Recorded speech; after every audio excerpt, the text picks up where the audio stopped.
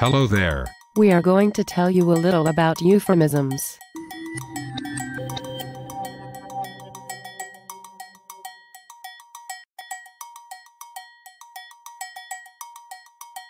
The word euphemism comes from the ancient Greek word eupheme.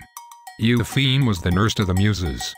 The use of euphemism is present in many ancient cultures, but the first record was in Thomas Blount's Glossographia in 1656.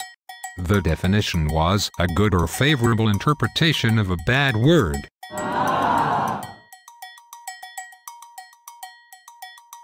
There are many early examples. A shortened crown meant decapitation. A gentleman of the road was a highwayman. A train robber. In the early 1600s, Thomas Boder took it upon himself to edit Shakespeare's works so that they would be less offensive. A gypsy's lust became a gypsy's will. He that hath killed my king and whored my mother was changed to the less offensive line. He that hath killed my king seduced my mother. So then in the 1600s, it was okay to use kill but not whore? Later many euphemisms for kill and death would become very popular.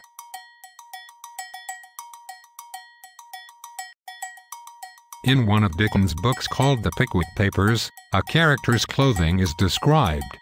It says, Mr. Trotter gave 4 distinct slaps on the pocket of his mulberry indescribables. Indescribables.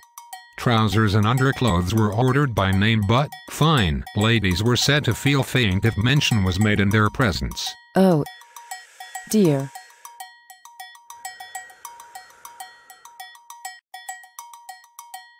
Instead of saying kill, You would say terminate. Because mentioning sex was impolite and often inappropriate.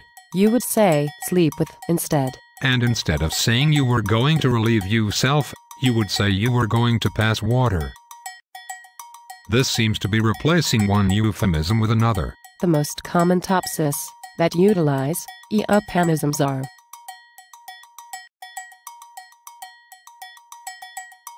a euphemism is a polite, tactful or less explicit term used to avoid the direct naming of an unpleasant, painful, or frightening reality. In many cases, the purpose of euphemisms is to protect the family from sexual innuendos. Historically, families, children, women, and polite society were protected from the ills of human nature. Sex was more appropriate when referred to as intimacy. Rather than being blunt and saying someone died, you could say they passed away. The poor and impoverished are more gently referred to as underprivileged. And lastly, instead of saying something was dismissed, you might say it was made redundant.